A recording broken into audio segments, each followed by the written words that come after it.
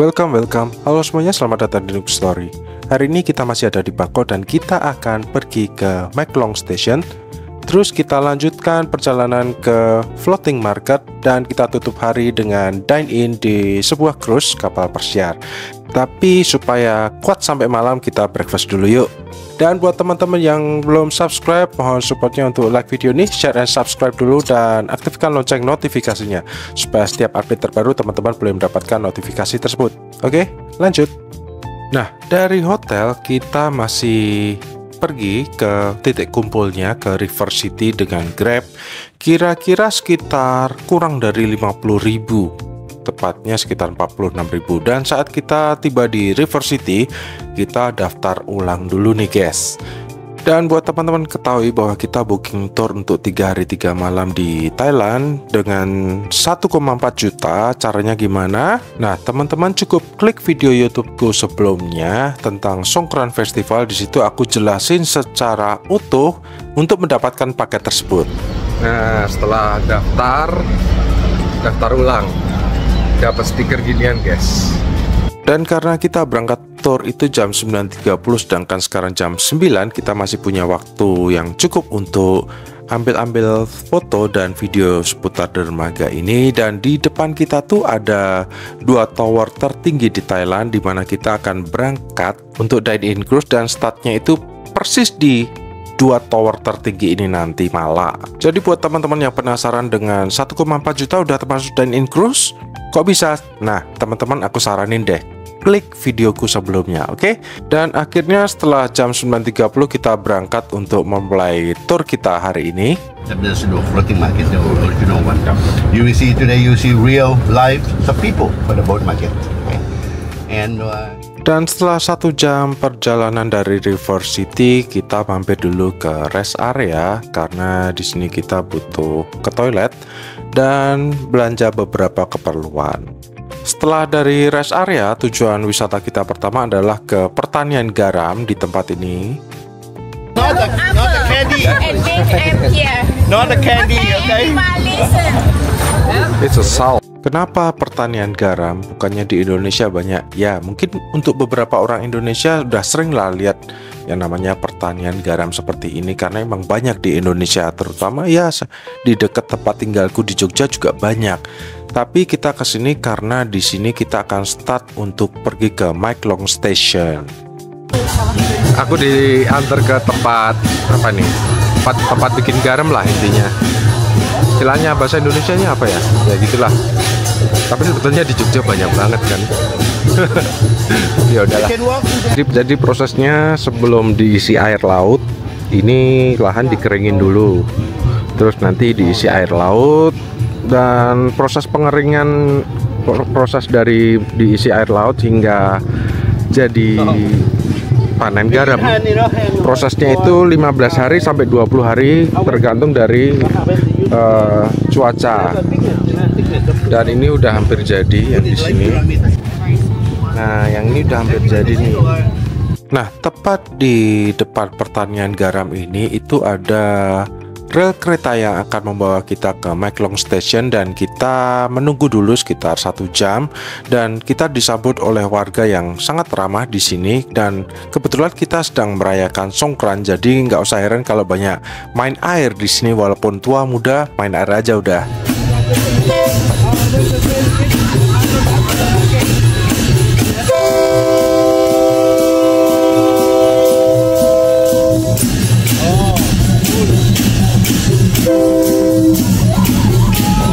Akhirnya kereta kami pun tiba dan saatnya untuk naik ke kereta dan menuju ke Mae Klong Station. Dan perjalanan dari tempat ini ke Mae Klong Station kira-kira sekitar 40 menit. Jadi Mae Klong Station sendiri itu sebetulnya stasiun yang berdekatan dengan pasar. Jadi seperti yang teman-teman lihat, keretanya berjalan di tengah-tengah pasar dan itu jaraknya sangat mepet sekali dengan pasar yang ada, dan itu yang membuat Mae Klong Station ini menjadi sangat unik.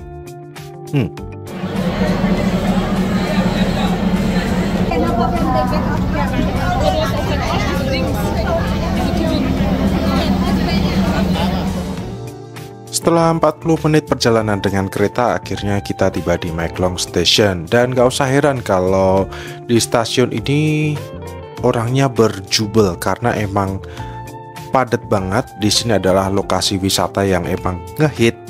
Bahkan di sini juga banyak turis-turis mancanegara, banyak bule-bule juga. Tapi daripada berlama-lama kita langsung menuju ke pasar. Nah, di pasar ini seperti yang teman-teman lihat, itu aku berjalan di tengah-tengah rel dan tendanya itu sangat mepet dengan rel. Jadi kalau pas keretanya lewat ya tendanya itu dilipat. Jadi keretanya bisa lewat. Bener-bener mepet kan? Emang semepet apa sih? Daripada penasaran, ini dia, semepet ini.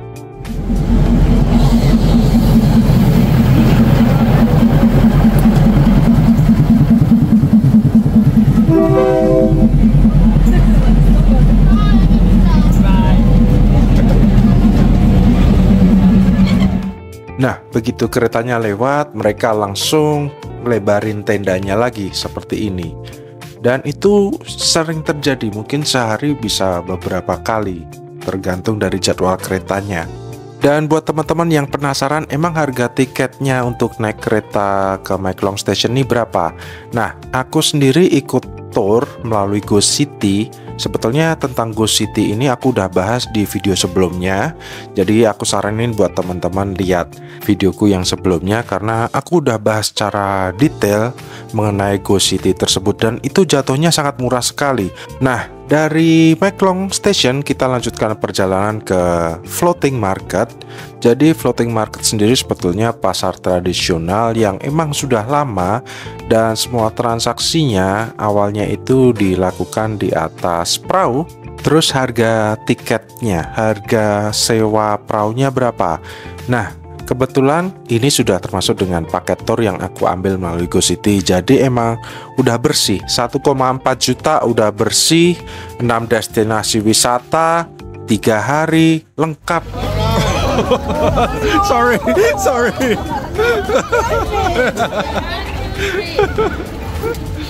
Nah, di Floating Market ini kita akan dibawa menyusuri sungai, lebih tepatnya memutari lokasi pasar yang ada.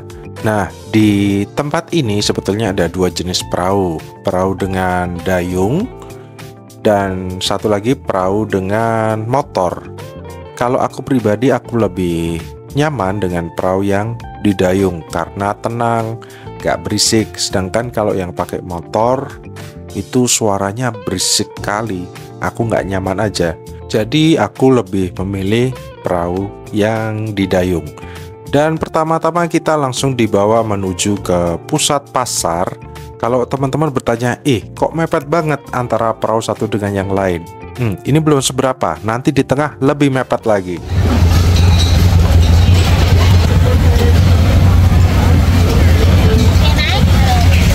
Look at the engine, bro.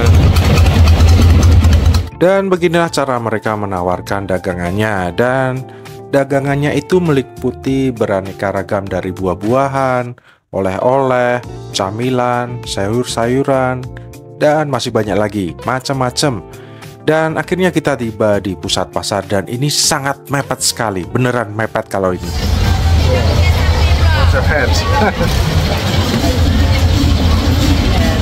Oke, ada beberapa hal yang tour leaderku bilang mengenai pasar ini. Jadi ada beberapa pedagang yang emang tricky. Jadi misal dia menawarkan, nih kalau mau coba aja makanannya, dicoba aja nggak apa-apa. Nah, saat kita mencoba, akhirnya kita dipaksa beli karena ya kamu udah makan, ya kamu bayar. Gila nggak tuh? Tapi nggak semua, cuman ada beberapa seperti itu. Dan setelah keluar dari pasar, kita melewati semacam perkampungan seperti ini. Dan perjalanan dengan perahu ini kira-kira sekitar 40 menit. Pakai turbo loh engine-nya. Gila loh. Setelah 40 menit dengan perahu, akhirnya kita tiba di titik keberangkatan tadi. Terus karena udah siang ya, kita mau cari makan dulu. Karena emang udah lapar nih John. Dan perjalanan kita menuju ke area food court itu di samping-samping sini banyak orang jualan kesenian. Dan aku nggak tanya harganya berapa karena repot aja bawanya kalau mesti bawa banyak-banyak oleh-oleh. Takutnya kena bea cukai lagi. Haha. Dan akhirnya kita tiba di area food court, persis di samping sungai. Jadi kita bisa makan sambil ngeliatin perahu-perahu gitu. Dan menurutku harga di sini, harga makanan dan minuman di sini tergolong murah. Dan karena kita di Thailand, aku pasti coba tom yum. Yap, tom yum lagi. Ya, karena emang tom yum di Thailand itu berasa beda aja. Selesai makan, kita masih punya cukup waktu untuk putar-putar seputar pasar di sini. Ya, siapa tahu ada sesuatu yang menarik untuk dibeli. Berapa itu? 400 baht. Langsung dapat harga segitu. Ditawar dari 750. Dari 750. Nawarnya 400. Dari 750 ditawar jadi 400 baht. 400 baht itu berarti 200.000 kurang dikit. Dikit banget. Paling sekitar 190 ribuan kali ya. Nah, selesai dari floating market, kita diantar ke MBK ya. Dan ternyata di sini ada yang jual daun ketela dan di sini dianggap legal. Bahkan mereka jual berbagai macam aksesoris pendukungnya. Nah, kita tiba di MBK ini sekitar pukul 3:30 sore. Dan perjalanan berikutnya kita akan dine in di cruise di sebuah kapal pesiar sekitar pukul 6:30. Jadi ya kita ke time di sini aja dulu.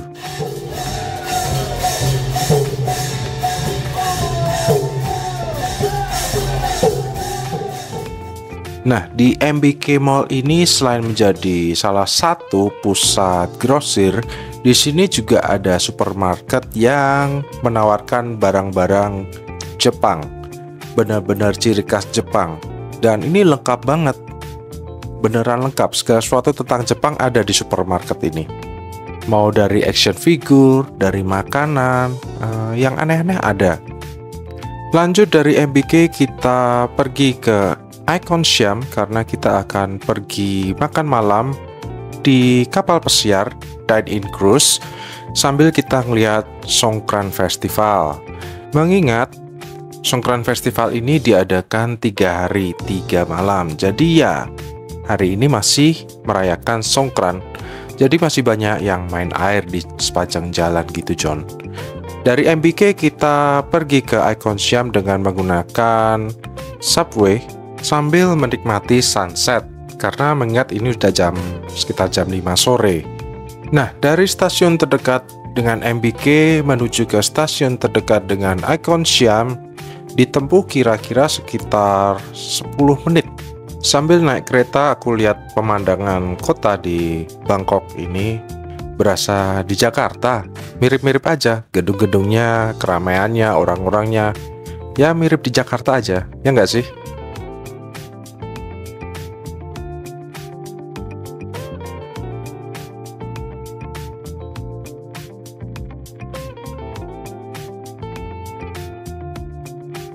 Akhirnya kita tiba di Icon Siam. Beneran deket banget dengan stasiun, jadi cuman tinggal turun dari lantai peron, nyebrang ke teras itu, dan kita nyampe ke Icon Siam. Di Icon Siam sendiri kita sebetulnya mau langsung menuju ke dermaga, di mana di situ banyak cruise, banyak kapal-kapal pesiar. Tapi sampainya di sini ternyata kulinernya menarik-menarik. Jadi pengen nyobain deh satu-satu. Padahal di dine-in cruise nanti itu konsepnya buffet, kita boleh ambil sepuasnya. Jadi mending perutnya kosong.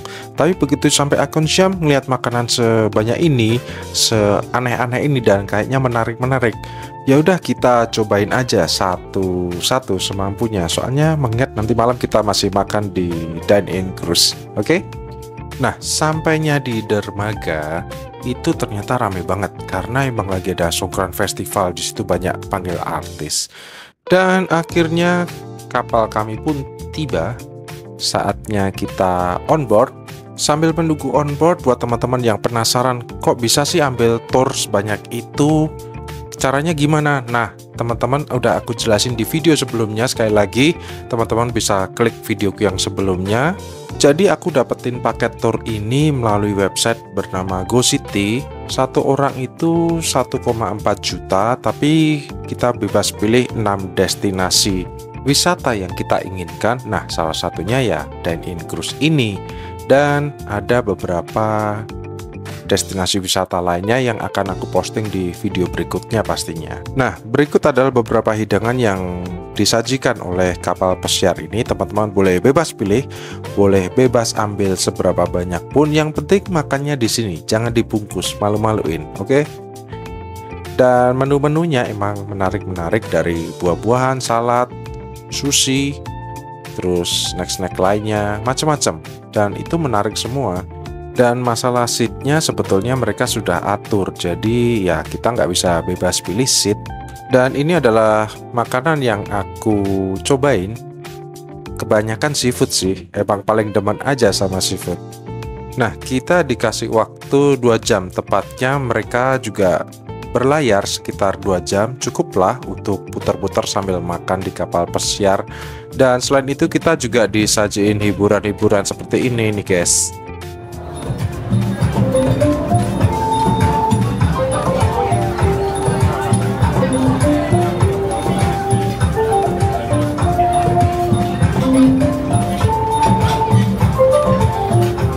Nah, setelah 45 menit perjalanan, kita tiba di jembatan satu ini. Aku nggak tahu nama jembatannya apa, tapi di jembatan ini kita putar balik menuju ke arah pulang, ke arah Icon Siam.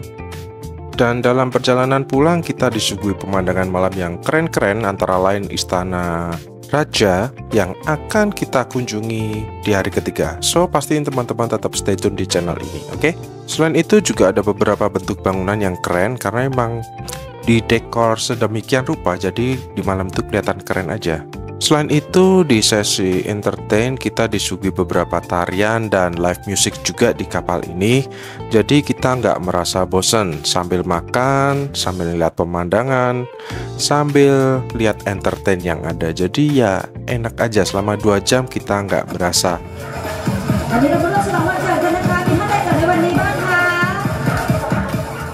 Dari putar balik tadi, setelah melewati Icon Siam, kita masih terus lagi menuju ke arah Biang Lala ini. Dan di tempat ini, di dekat Biang Lala ini, kita putar balik lagi untuk ke Icon Siam, untuk mendarat di Icon Siam. Oh ya, di sesi entertain mereka juga menyanyikan beberapa lagu Indonesia karena ternyata di kapal ini banyak tamu dari Indonesia. So, mereka menyanyikan itu sebagai bentuk apresiasi. Dan gak lama dari Biang Lala akhirnya kita tiba di Icon Siam, yang artinya selesai sudah acara dine-in cruise malam hari itu. Tapi nggak usah khawatir karena besok kita akan walking tour seputar kota Bangkok. Dan sekian video kali ini, nantikan postingan berikutnya. Saya Emmanuel Nuk, pamit. Bye.